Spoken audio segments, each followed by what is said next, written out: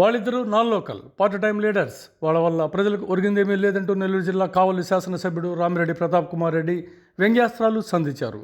కావలి municipality ముసునూరులో గడప గడప మన ప్రభుత్వ కార్యక్రమం సందర్భంగా ఆయన మీడియాతో మాట్లాడుతూ చంద్రబాబు, పవన్ కళ్యాణ్లు ఈ రాష్ట్రానికి రాహుకేతువులు లాంటి వారని విమర్శించారు. ప్రజలు కష్టాల్లో ఉన్నప్పుడు అడ్రస్ లేకుండా పారిపోయి హైదరాబాద్లో కాలక్షేపాలు చేసి ఎన్నికలు వస్తే మళ్ళీ ప్రజలను బురిడి కొట్టించేందుకు మాత్రమే రకరకాల వేషాలతో వచ్చే ఆ నాయకులను ప్రజలు ఎవరు నమ్మే పరిస్థితి లేదన్నారు. రానున్న అసెంబ్లీ ఎన్నికల్లో మొత్తం 175 స్థానాల్లో వైఎస్ఆర్సీపీని గెలిపించి మరోసారి జగన్మోహన్ రెడ్డిని ముఖ్యమంత్రిగా చేసుకునేందుకు సామాన్య ప్రజలంతా ఇప్పటికే సిద్ధంగా ఉన్నారని చెప్పారు. జరుపుకుంటున్న మా సీనియర్ నాయకుడు, మాజీ కౌన్సిలర్ మరియు రెడ్ క్రాస్ మండలి సభ్యులు గంధం ప్రసన్న ఆంజనేయని మాట్లాడుతున్నారు. పవన్ కళ్యాణ్ అర్థం చేసుకోవాలి. ముఖ్యమంత్రి కావాలంటే పోరాట పద్యం ఉండాలి, అన్ని సీట్లలో పోటీ చేయాలి, ప్రజలకి ఒక నమ్మకాన్ని కల్పించాలి. అంతేగాని ఎవరికో పదకి మోస్తాను, మీరంతా నా ఎంట నడవండి అంటే ప్రజలు నమ్మే పరిస్థితి లేదు. అందుకే తెలంగాణలో పోటీ చేసిన 8 స్థానాలు 800, 1200, 1500, 1800 ఒక్క కాన్స్టిట్యున్సీలో 28,000. అంటే ఆ కాన్స్టిట్యున్సీలో కూడా 28,000 వచ్చినా కూడా డిపాజిట్ వచ్చిన పరిస్థితి లేదు. కాబట్టి పవన్ కళ్యాణ్ యొక్క కెపాసిటీ ఈరోజు తెలుగుదేశానికి అర్థమైంది, బీజేపీకి అర్థమైంది, రాష్ట్రమంతా అర్థమైంది, ఆయన్ని నమ్ముకున్న కాపు కులస్తకి కూడా అర్థమైంది. అందుకే ఈరోజు పవన్ కళ్యాణ్ అనే వ్యక్తి రాజకీయానికి పనికిరాడు, ఆయన ప్యాకేజీకే పరిమితము అని ఈరోజు ప్రజలంతా కూడా అనుకోవటం మనం గమనిస్తా ఉన్నాం. ఇంకపోతే ఈరోజు చంద్రబాబు నాయుడు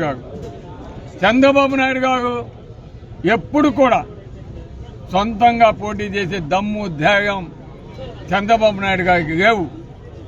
వెన్నుపోటు పొడిచి రాజకీయాల్లోకి వచ్చిన నేత చంద్రబాబు నాయుడు గారు. ఆ మహానుభావుడు ఎన్టీ రామారావు బతికుండగానే, ముఖ్యమంత్రిగా ఉండగానే వెన్నుపోటు పొడిచి ఆనాడు ఆయన మీద చెప్పులు వేయించి అవమానపరిచి ముఖ్యమంత్రి అయిన నాయకుడు చంద్రబాబు నాయుడు గారు. ఆ తర్వాత జరిగిన ఎలక్షన్స్ లో కూడా బీజేపీనో, ఏదో జనసేననో, ఏదో కమ్యూనిస్టులో, ఏదో ఇతర పార్టీలో అన్నతోటి ముఖ్యమంత్రి కావడం అయిందే తప్ప సొంతంగా ఎక్కడ కూడా అన్ని సీట్లలో పోరాడి గెలిచి ముఖ్యమంత్రి అయిన దాఖలు లేవు. అందుకే ఆయన అడిగేది, నాకు ప్రతిపక్షాల మద్దతు కావాలి, అఖిల పక్షాల మద్దతు కావాలి, లేకుంటే నేను ఓడిపోతాను. కాబట్టి మీరందరూ కూడా నాకు మద్దతు ఇవ్వండి అని అడుగుతాడే తప్ప నేను చేసిన పనులు నన్ను చూసి నాకు ఓటు వేయండి, నన్ను గెలిపించండి అని అడిగే దమ్ము, ధైర్యం చంద్రబాబు నాయుడు గారికి లేదని కూడా మీ అందరికీ తెలియజేస్తున్నాను. ఆంధ్రప్రదేశ్ ప్రజలకు మాట ఇచ్చి మాట తప్పకుండా అన్ని పథకాలు అమలు చేసి నేను ఒంటరిగానే పోరాడతాను, ఒంటరిగానే 175 సీట్లలో పోటీ చేస్తాను అని చెప్పి ముందుకొచ్చే నేత మా దమ్మున్న నాయకుడు మన ముఖ్యమంత్రి వైఎస్ జగన్మోహన్ రెడ్డి గారిని మీ అందరికీ తెలియజేస్తున్నాను. ఈరోజు ప్రజలకి ఆయన చెప్పేది ఒకటే, నేను మీకు మంచి చేశాను, మీ కుటుంబాలు నా వల్ల లబ్ధి పొందాయి అని మీకు నా మీద నమ్మకం ఉంటే మీ బిడ్డగా నన్ను ఆదరించండి, గెలిపించండి అని ఈరోజు ఒక గుండె బలంతో, గుండె ధైర్యంతో అడుగుతున్న నేత మన గౌరవ ముఖ్యమంత్రి జగన్మోహన్ రెడ్డి గారిని గర్వంగా నేను చెప్తా ఉన్నాను. కాబట్టి ఈరోజు అటువంటి నేతని గెలిపించుకునే దానికి పేదలంతా కూడా ఎదురు చూస్తా ఉన్నారు. ఏ ఇంటికి పోయినా కూడా ఈరోజు పేదగా మా పిల్లల్ని చదివిస్తా ఉన్నారు. మాకు 1వ తారీఖు వచ్చిందంటే పెన్షన్ మా ఇంటికే ఇస్తున్నాడు. ఎస్సీ ఎస్టీ బీసీ మైనారిటీస్ అంతా కూడా ఈరోజు ఆయనకి అండగా ఉన్నారు. బీసీ సంక్షేమం కోసం మాకు గౌరవ ముఖ్యమంత్రి అనేక పథకాల ద్వారా ఈరోజు మా కుటుంబాలను ఆదుకున్నాడు. కోవిడ్ వచ్చినా, కరువు వచ్చినా, తుఫాన్ వచ్చినా అండగా మాకు నిలబడి ఈరోజు ముఖ్యమంత్రి గారు ఏ విధంగా సాయం చేస్తున్నాడో మేము చూస్తా ఉన్నాం. అందుకే 2024 జగన్మోహన్ రెడ్డి గారి మరి ఈ రాష్ట్రానికి ముఖ్యమంత్రి కావాలి అని ఈరోజు ఏ గడపకు పోయినా కూడా ప్రతి ఒక్క అక్కజగమ్మ కావచ్చు, అవ్వతాత కావచ్చు, పిల్లవాళ్ళు కావచ్చు, అందరూ కూడా ఈరోజు కోరుకునేది వైఎస్ జగన్మోహన్ రెడ్డి గారిని కూడా మీ అందరికీ గర్వంగా తెలియజేస్తున్నాను. అందుకే ఈరోజు జగన్ అన్న ఒకటే చెప్తున్నాడు, వై నాట్ 175 తప్పకుండా ఈ రాష్ట్రంలో జగన్మోహన్ రెడ్డి గారి అధ్యక్షతన 175కి 175 సీట్లు గెలవడం ఖాయం అని మీ అందరికి కూడా తెలియజేస్తూ ప్రజలందరూ కూడా ప్రజలను నమ్ముకున్న వ్యక్తి, ప్రజలకు మంచి చేసే వ్యక్తి, రాష్ట్రాన్ని అభివృద్ధి పదంలోకి తీసుకెళ్లే వ్యక్తి అటువంటి జగన్మోహన్ రెడ్డి గారిని తప్పకుండా మీరు గెలిపించాలని మనసాగా కోరుకుంటూ ఈరోజు అనేక కార్యక్రమాలు ఇక్కడ చేపట్టారు.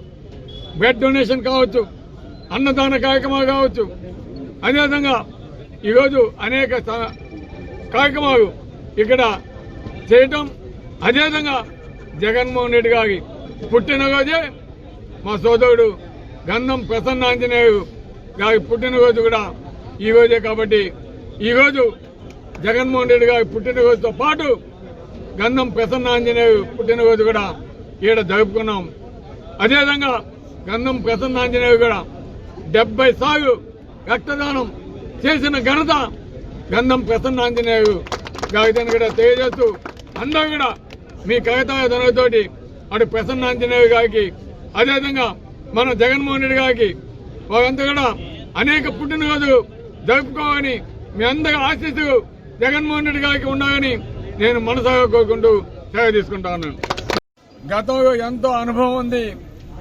మేము అనేక పనులు చేశామని గొప్పగా చెప్పుకునే చంద్రబాబు నాయుడు గారు ఏ విధంగా 2014లో అనేక అబద్దాలు చెప్పి అధికారంలోకి వచ్చినాక పేద ప్రజలని మోసం ఎలా చేశాడో మీ అందరికీ తెలుసు. ఈరోజు ఇచ్చిన మాట ప్రకారం మాట ఇస్తే మడమ తిప్పడు అనే నమ్మకంతో ఉన్న ప్రజలకి ఈరోజు ఆయన చెప్పిన మాట ప్రకారం అన్ని కూడా నెరవేర్చిన నేత వైఎస్ జగన్మోహన్ రెడ్డి గారు. ఇదే తేడా ఆనాటి ముఖ్యమంత్రి చంద్రబాబు నాయుడు గారికి కావచ్చు, ఈనాడు రాష్ట్రాన్ని సుభిక్షంగా పరిపాలిస్తున్న జగన్మోహన్ రెడ్డి గారికి కావచ్చు. తేడా ప్రజలు గమనించాలని కూడా మీ అందరికీ తెలియజేస్తున్నాను. అందుకే ఈరోజు ఒక పక్క పవన్ కళ్యాణ్, నేను ఈరోజు రాజకీయాలకు వచ్చాను, నన్ను నమ్మండి,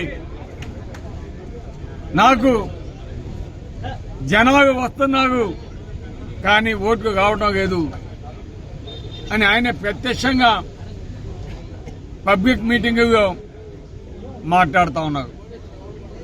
అంతేకాకుండా కులాల పేరుతోటి ఈరోజు మన కులస్తులు కూడా నాకు ఓటు వేయటం లేదు, మన కులస్తులు ఓటు వేస్తే నేను ముఖ్యమంత్రి అవుతాను అని చెప్తా ఉన్నాడు. ఎందుకంటే చెప్తున్నానంటే ఈరోజు ముఖ్యమంత్రి కావాలంటే ఎవరైనా సరే ఒక సొంత పార్టీ పెట్టాగా, సొంత పార్టీ పెట్టడమే కాదు దాన్ని నడపాగా, అంతేకాదు ఒక ముఖ్యమంత్రి కావాలంటే 175 సీట్లలో పోటీ చేసే సత్తా ఉండాగా. అప్పుడే కులమేనా మతమేనా ప్రజలైనా నమ్మేది. అంతేకాని మీరంతా నన్ను ముఖ్యమంత్రి చేయండి అని కదపోయి మాటకు చెప్పి నెలకో లేదా 2 నెలలకో వచ్చి ప్రజలకు కనిపిస్తూ నేను ముఖ్యమంత్రి అవుతాను అని అబద్ధాలు చెబుతూ ఒక పక్క చంద్రబాబు నాయుడికి దత్తపుత్రుడిగా ఉండి ఆయన ఏది చెబితే ఏది చెబితే చంద్రబాబు నాయుడు గారి డైరెక్షన్గా పనిచేస్తూ ముఖ్యమంత్రికి ఎలా అవుతాడు పవన్ కళ్యాణ్ అని మేము అడుగుతా ఉన్నాం. ఈరోజు తన కులస్థనే మోసం చేయడానికి ఈరోజు పవన్ కళ్యాణ్ గారు ప్రయత్నిస్తున్నారని కూడా నేను తెలియజేస్తున్నాను.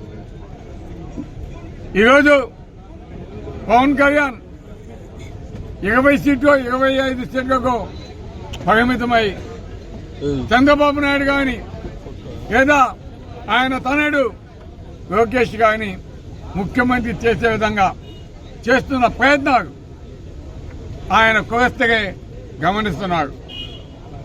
ఈరోజు పవన్ కళ్యాణ్ లాంటి వ్యక్తిని ఒక ప్యాకేజీ స్టార్ని నమ్ముకుంటే మనమంతా కూడా నట్టేయడం మునిగిపోతాం. పవన్ కళ్యాణ్ కంటే చిరంజీవి ఎంతో బెటరు. కాబట్టి పవన్ కళ్యాణ్ మనం నమ్మకూడదు. ఈయన ఈరోజు చాలా మంది ఈరోజు వైఎస్ఆర్ కాంగ్రెస్ పార్టీ వైపు ఎదురు చూస్తా ఉన్నారు.